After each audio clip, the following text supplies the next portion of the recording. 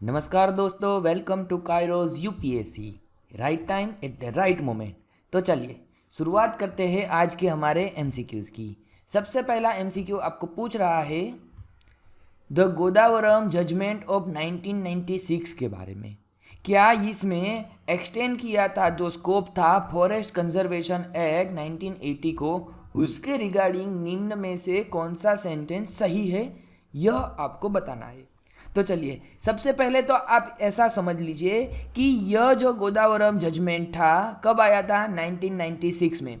तो यूपीएससी यह भी पूछ सकती है कि यह किन के साथ जुड़ा है। ऑप्शन ए बोल सकती है कि सेंटर स्टेट रिलेशन के बारे में, सेकंड पूछ सकती है कि फंडामेंटल राइट्स के बारे में, थर्ड पूछ सकती है कि यह हुआ था आपके इनकम टैक्स के बारे में, और ऑप्शन डी बता सकती है कि रिगार्डिंग फॉरेस्ट के बारे में। तो क्या सही आंसर आएगा? सही आंसर आएगा आपका ऑप्शन डी। तो ऐसे भी इसमें से सवाल बन सकते हैं।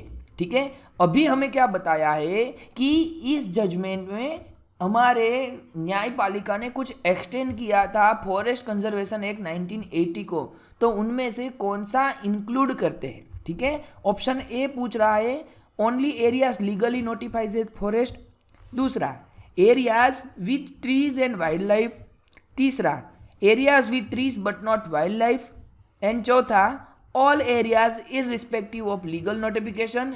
सिर्फ चाहिए क्या? Having trees. उनके पास अगर ट्री है तो चाहे एरिया कोई भी हो, गवर्नमेंट हो प्राइवेट हो, उनको क्या कहा जाएगा? उनको कहा जाएगा फॉरेस्ट। तो गोदावरम जजमेंट ने ऑप्शन डी जो है वो वहाँ तक एक्सटेंड किया था कि भैया सभी area irrespective of legal notification उनको हमने नोटिफाई किया है या फिर नहीं किया है, उसको हम क्या गिनेंगे? फॉरेस्ट में गिनेंगे।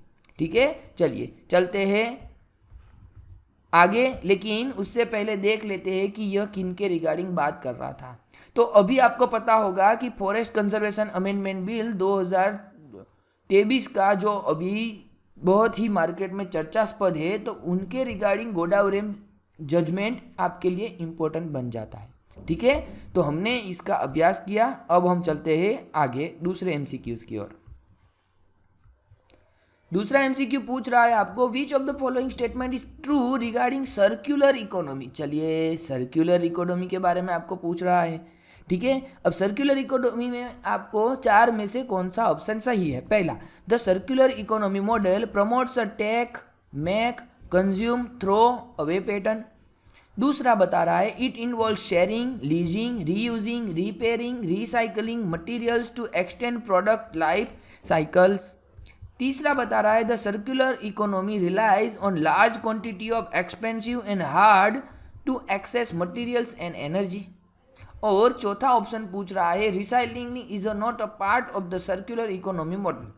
देखिए, अब आपको थोड़ा बहुत भी पता होगा तो इकोनॉमी कैसी होनी चाहिए? ऐसी होनी चाहिए, मतलब कि सर्कुलर होनी चाहिए। अभी करंटली कैसी चल रही है? अभी करंटली यह लीनियर चल रही है। ठीक है, तो अभी आपको इतना पता होगा तो आप यह कह सकते हो कि यहाँ पे recycling is a not part of circular economy model, तो इसको आप गलत कर सकते हो। कैसे? कि भैया यहाँ पे जो भी आपका प्रोडक्शन स्टार्ट हुआ है तो वो घुमा फिरा के वापस वहीं पे आता है। ठीक है, तो यह रिसाइकलिंग प्रोसेस के बारे में बता रहा है। तो ऑप्शन डी हमारा गया। C option the circular economy relies on large quantity of expensive. भैया इतना लार्ज क्वांटिटी एक्सपेंसिव रहेंगे तो फिर ये तो महंगा पड़ेगा हमें, तो ये भी सही आंसर नहीं है। ऑप्शन ए देखते हैं the circular economy model promotes take make consume throw and away pattern. भैया यही तो बात है किसके रिगार्डिंग? यह बात है हमारी लीनियर इकोनॉमी के रिगार्डिंग। यह सर्कुलर रिगार्डिंग के बात नहीं हो रही है। तो ऑप्शन ए जो है वह गलत है और ऑप्शन बी जो है यह हमारा सही आंसर है। ठीक है, चलिए अब हम थोड़ा सा देख लेते हैं सर्कुलर इकोनॉमी के बारे में। तो अभी चर्चा में इसीलिए बना हुआ था कि हमारे यूनियन मिनिस्टर भूपेंद्र यादव जी ने क्या था कि हमें शिफ्ट होना है लीनियर से कहाँ पे? सर्कुलर में बनाना है। ठीक है, टेक मेक और वेस्ट वाला जो हमारा लीनियर मॉडल है उस मॉडल से हमें सर्कुलर इकोनॉमी की और आगे जाने का अप्रोच रखना है।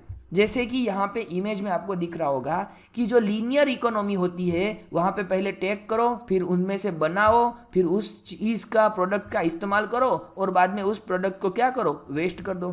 फिर वो वेस्ट कहाँ पे जाता है, या तो सी में जाता है या तो आप लैंड में डंप भी करते हो। ठीक है, इससे आपका सॉइल पोल्यूशन, एयर पोल्यूशन वगैरह वगैरह बहुत कुछ ज़्यादा होता है।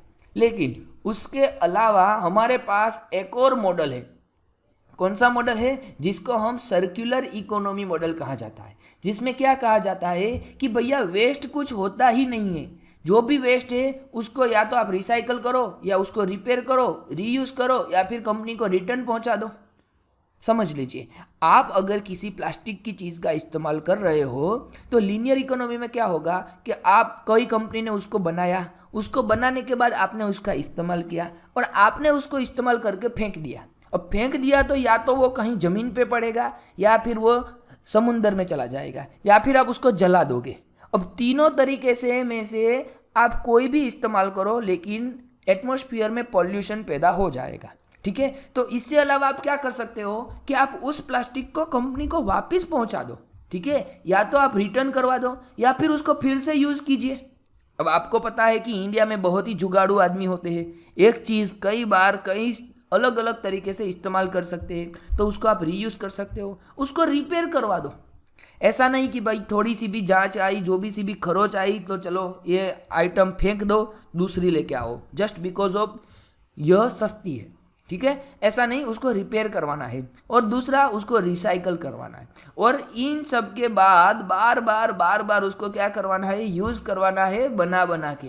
ठीक है, तो यह जो मॉडल है उसमें आपका डस्टबिन जो है, यह डस्टबिन हमेशा खाली रहेगा क्योंकि कोई भी चीज़ यहाँ पे वेस्ट होती ही नहीं है। ठीक है, तो इसी मॉडल की ओर हमें जाना है। चलिए चलते हैं हमारे अगले क्वेश्चन की ओर। आपको बता रहा है यहाँ पे following statement regarding the National Green Tribunal NGT के बारे में आपको बताना है। How many of the statement are incorrect. याद रखना, कभी भी आप एग्जाम में जाओ, एग्जाम में या फिर मॉक टेस्ट में बैठो तो सबसे पहले आपको क्या करना है, सवाल में पढ़ने से पहले इसमें राउंड कर देना है कि आपको पूछा क्या है, क्या इनकरेक्ट पूछा है और करेक्ट पूछा है। दूसरी चीज़ अभी से आपको यह करनी है कि उसमें हाउ मेनी लिखा है या विच इज द लिखा है। ठीक है, मतलब कि इस क्वेश्चन में आपको वो यह नहीं जानना पा रहे कि आप हमें यह बता दीजिए कि 1 2 3 में से कौन सा सही है, दूसरा सही है, तीसरा सही है, पहला सही है। नहीं, उनको सिर्फ इतना बताना है कि भैया स्कोर बता दो, 2 सही है, 3 सही है या 1 ही सही है। हमें यह नहीं जानना है कि कौन सा वाला सही है। ठीक है, चलिए हम चलते हैं आगे और शुरू करते हैं हमारा इस क्वेश्चन का सॉल्यूशन। पहला सेंटेंस बता रहा है NGT was form based on recommendation of the supreme court and law commission. जी हाँ, ये बात तो बिल्कुल सही है कि एनजीटी का जो रिकमेंडेशन आया था ये सुप्रीम कोर्ट से आया था। ठीक है, दूसरा, NGT has the power to grant relief in the form of compensation and damages to affected person. बिल्कुल सही बात है, इसके पास सिविल न्यायालय का पावर होता है। ठीक है, हाँ, ये सिविल कोर्ट का पावर रखती है तो एनजीटी ये कर सकता है। तीसरा, NGT has jurisdiction over criminal cases related to environmental offences. ये बात भी बिल्कुल सही है। अगर आप जाके गंगा नदी में कुछ भी थ्रो आउट कर दोगे, ठीक है, तो वहाँ के जो भी हमारे जलचर होंगे उसके लिए आपने क्रिमिनल एक्ट किया है तो उसके रिगार्डिंग आपके ऊपर भी एनजीटी कार्यवाही कर सकती है। ठीक है, तो ये तीनों के तीनों सेंटेंस एनजीटी के सही है। तो हमें यहाँ पे पूछ रहा है कौन सा इनकरेक्ट है, जिसका सही आंसर आएगा ऑप्शन सी यानी कि नन। क्या आएगा इसका सही जवाब? नन आएगा। ठीक है, अब थोड़ा देख लेते हैं एनजीटी के बारे में। ठीक है, तो अभी यह न्यूज़ में इसलिए था क्योंकि एक आर्टिकल आया था जो बता रहा था यमुना रिवर के इम्पोर्टेंस के बारे में। ठीक है, और यह इम्पोर्टेंस के लिए फ्लड प्लेन्स जो होता है हमारा, उनमें एंक्रोचमेंट की बात हो रही थी, तो उसके रिगार्डिंग फ्लड मैनेजमेंट की जो भी हमारी तैयारियां होती है उनमें हमें पीछे मुड़ना हो जाता है। तो इसी के रिगार्डिंग यमुना में एंक्रोचमेंट के लेके एनजीटी में किसी ने पिटीशन किया था, ऐसा कुछ न्यूज़ चल रहा था। ठीक है, तो इसीलिए यह इम्पोर्टेंट हो गया। चलिए थोड़ा सा एनजीटी के बारे में देख लेते हैं। तो सबसे पहला तो यह एक स्टैट्यूटरी बॉडी है। कैसी बॉडी है? यह एक स्टैट्यूटरी बॉडी है जिसको बनाया गया था नेशनल ग्रीन ट्रिब्यूनल एक्ट 2010 के अंतर्गत। ठीक है, हाँ एक और चीज़ आपको याद रखना है कि यह जब बनाया गया था तो भारत दुनिया का तीसरा ऐसा देश बना था कि जिसके पास क्या था, जिसके पास एनवायरनमेंट के लिए स्पेशल ट्रिब्यूनल बॉडी थी। तो भैया तीसरा था यहाँ पे, तो पहला कौन था? पहला और दूसरा जो था यह ऑस्ट्रेलिया और न्यूजीलैंड था। ठीक है, उसके बाद अगर हम देख लेते हैं तो इनके 5 प्लेसेस पे इनकी सीटिंग होती है। ठीक है, सबसे मेन चीज़ जो होती है, सबसे मेन जो प्रिंसिपल बॉडी बैठती है वो न्यू दिल्ली में बैठती है। उसके बाद भोपाल में, पुणे में, कोलकाता में और चेन्नई में। ठीक है, आपको याद रखना है भोपाल में, पुणे में, कोलकाता में और चेन्नई में, इन 4 जगह पे उनकी सब ब्रांच बैठती है और मेन दिल्ली में, न्यू दिल्ली के अंदर उनकी प्रिंसिपल ब्रांच बैठती है।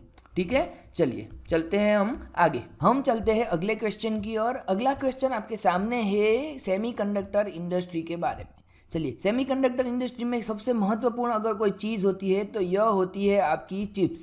क्या होती है? चिप्स। हाँ, वो अगर आप पोटैटो चिप्स खाते हैं ना, वो अलग और ये चिप्स अलग। ठीक है, आप कोई भी इलेक्ट्रॉनिक गैजेट ले लो तो उसमें एक ऐसा प्रोडक्ट आपको दिख रहा होगा जिनमें एक छोटी सी चिप्स होती है और उसको आसपास के साथ जॉइंट किया रहता है। ठीक है, तो यह चिप्स के बगैर आपका कोई भी इलेक्ट्रॉनिक सामान जो होता है या कोई भी आपका गैजेट्स होता है यह इस्तेमाल नहीं किया जा सकता। ठीक है, कोई भी चीज़ ले लो जिसमें आपका ये छोटा या बड़ी साइज़ की चिप्स इस्तेमाल होती है।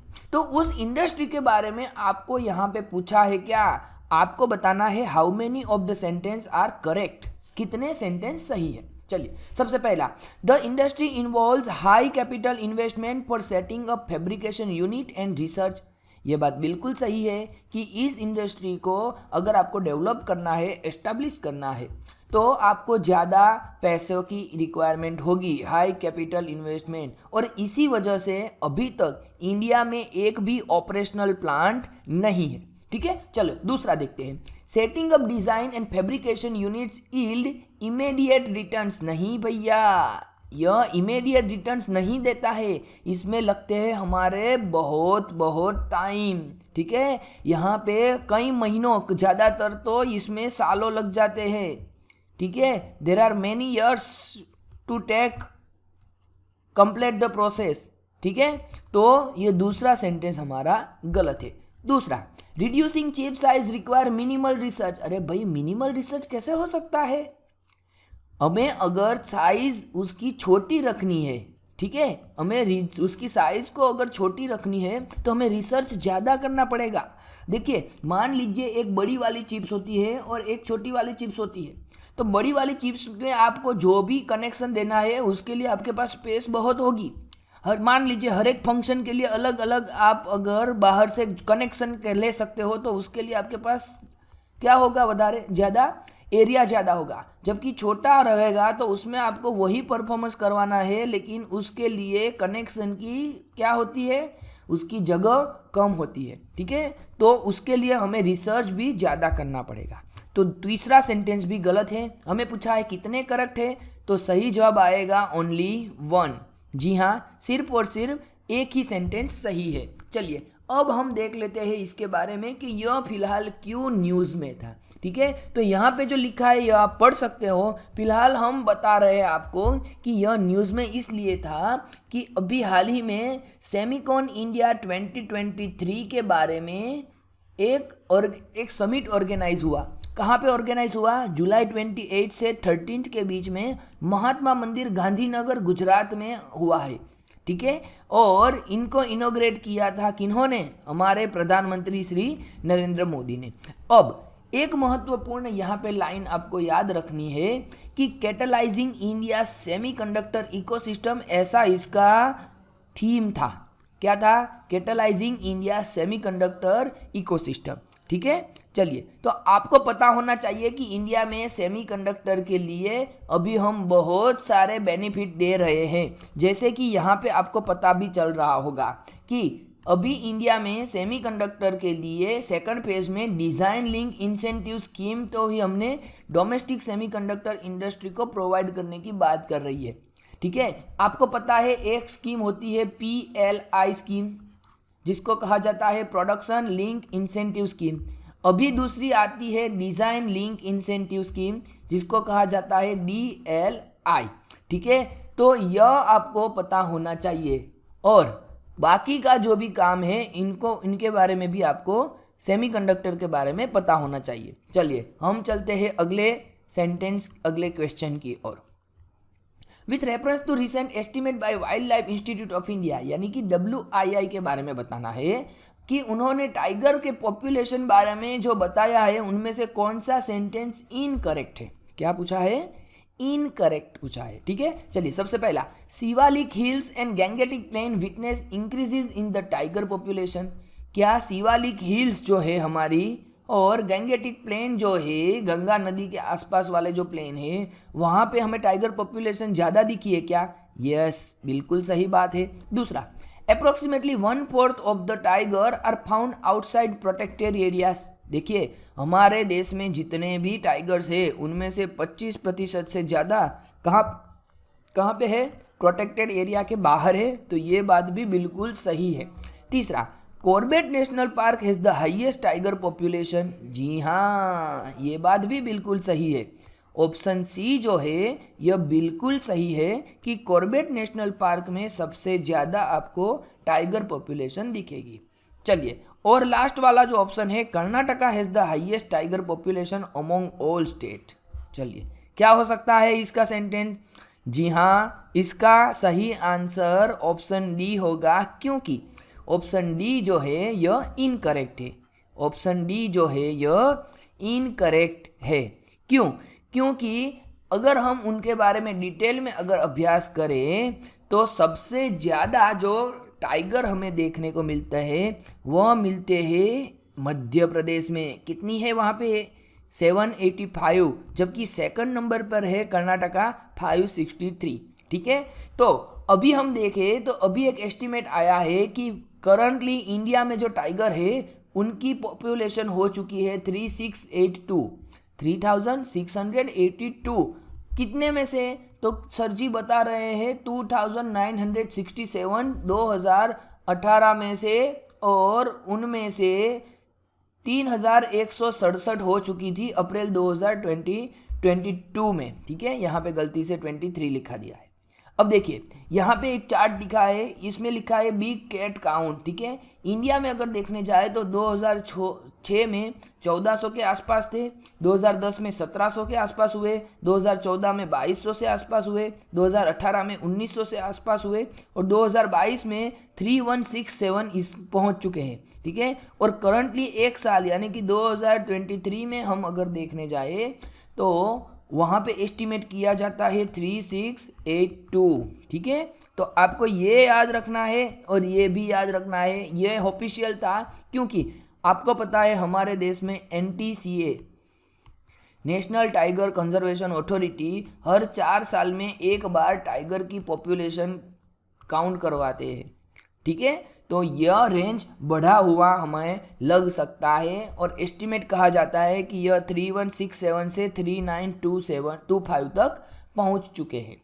ठीक है, अगर हम और बात करें तो सबसे ज़्यादा हमारे यहाँ पे मिलता है MP में, उसके बाद कर्नाटका में, उसके बाद उत्तराखंड में, और उसके बाद आएगा नंबर महाराष्ट्र में। ठीक है, 1/4 जो है यह हमारे आउटसाइड प्रोटेक्टेड एरियाज़ में है, जबकि हमारे पास टाइगर को प्रोटेक्ट करने के लिए हमने 53 टाइगर रिजर्व को एस्टैब्लिश करके रखा है। ठीक है, और ये जो एस्टैब्लिश करके रखा है उनमें भारत की 2.3% जो ज़मीन है वह हमने एलोकेट किया हुआ है।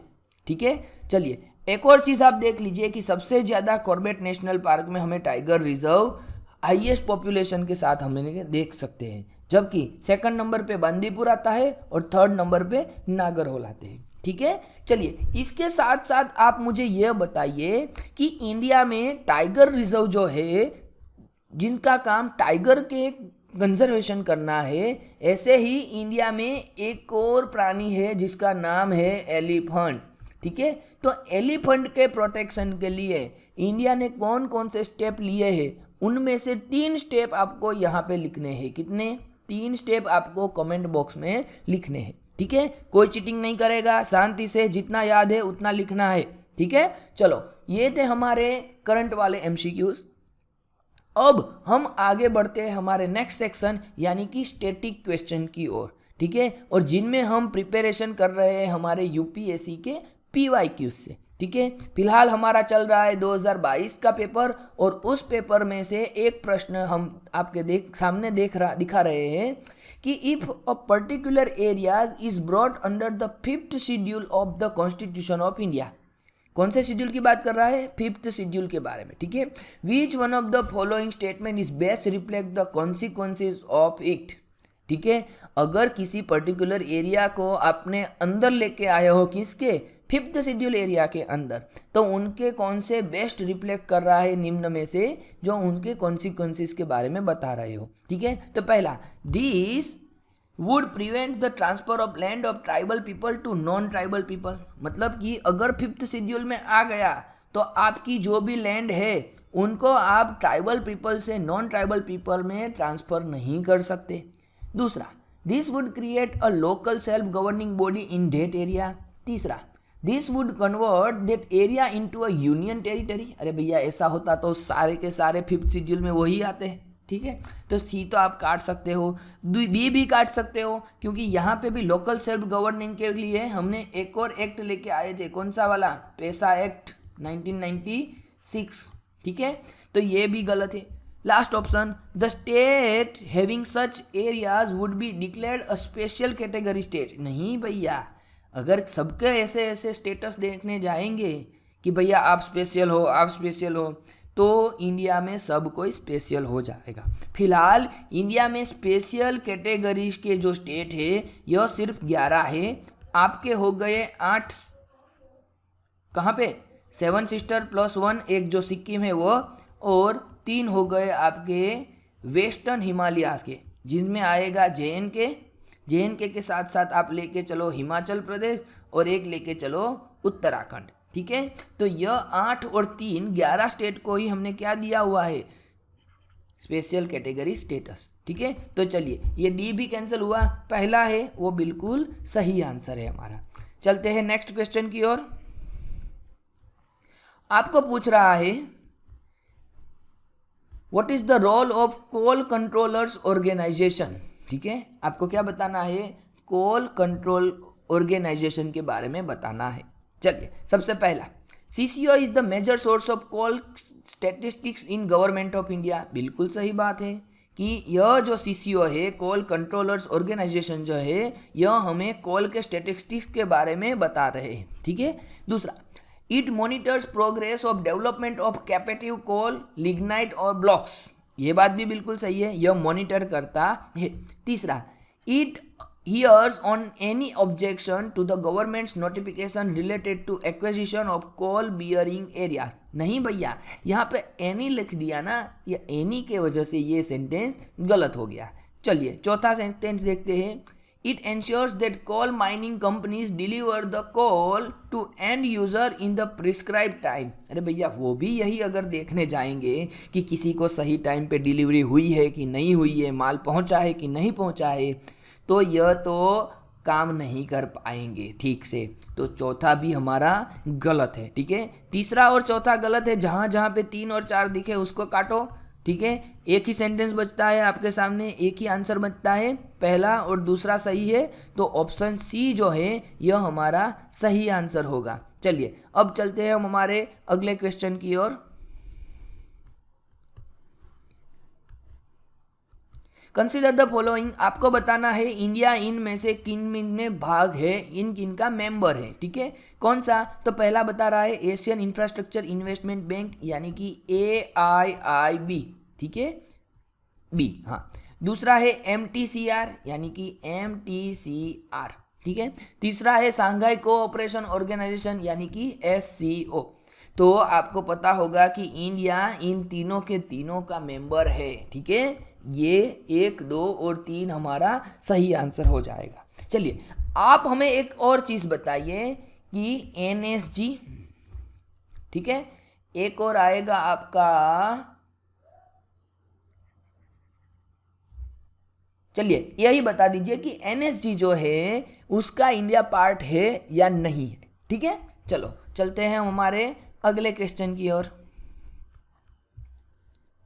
आपको बताना है कन्वर्टिबल बॉन्ड्स के बारे में, ठीक है। कन्वर्टिबल बॉन्ड्स के बारे में कौन सा सेंटेंस सही है? चलिए, यस करेक्ट ही पूछा है ना। हाँ, यह देख लेना है, हर बार एग्जाम में जाओगे या मॉक टेस्ट दोगे तो उसमें सबसे पहले इसको राउंड अप करना है। पहला sentence, as there is an option to exchange the bond for equity. Bond for equity का अगर ऑप्शन है तो convertible bonds pay a lower rate of interest. ये बात बिल्कुल सही है। क्यों? क्योंकि आपको ऐसा कन्वर्टिबल करने का ऑप्शन दे रहे हैं कि आप बॉन्ड में से कहाँ पे जा सकते हो, इक्विटी में। तो यह सामान्यतः कैसा देते हैं, लोअर रेट देते हैं। बिल्कुल सही बात है। दूसरा, the option to convert equity affords the land bond holder a degree of indexation to rising consumer prices. बिल्कुल सही बात है, ये बात भी बिल्कुल सही है कि अगर आपको इक्विटी में कन्वर्ट करने का ऑफर दिया जाता है बॉन्ड होल्डर के तौर पे,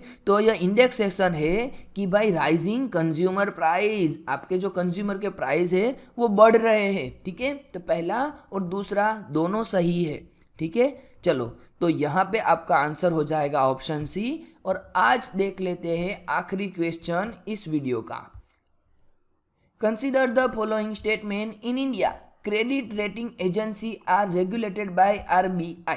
चलिए, एक बात ये पूछ रहा है कि भाई आपके यहाँ पे जो भी CRA है, क्रेडिट रेटिंग एजेंसी, उनको रेगुलेट करते हैं कौन? RBI, यह पूछ रहा है। दूसरा, the rating agency popularly known as ICRA is a public limited company. चलिए, क्या इंडिया में ICRA नामनी कोई रेटिंग एजेंसी है जो कि पब्लिक लिमिटेड है? तीसरा, ब्रिक वर्क रेटिंग एजेंसी है, यह इंडिया की क्रेडिट रेटिंग एजेंसी है। चलिए, इन तीन में से आपको क्या पूछा है, कौन सा करेक्ट है?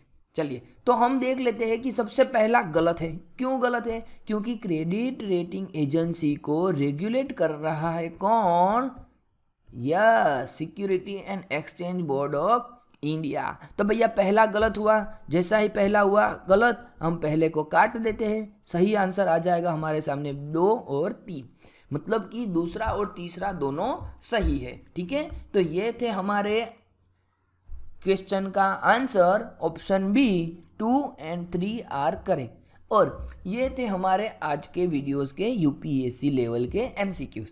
चलिए, मिलते हैं हम अगली बार, लेकिन आपको करना है शेयर, सब्सक्राइब और इस चैनल के साथ जुड़े रहना है, ठीक है। तब तक के लिए धन्यवाद।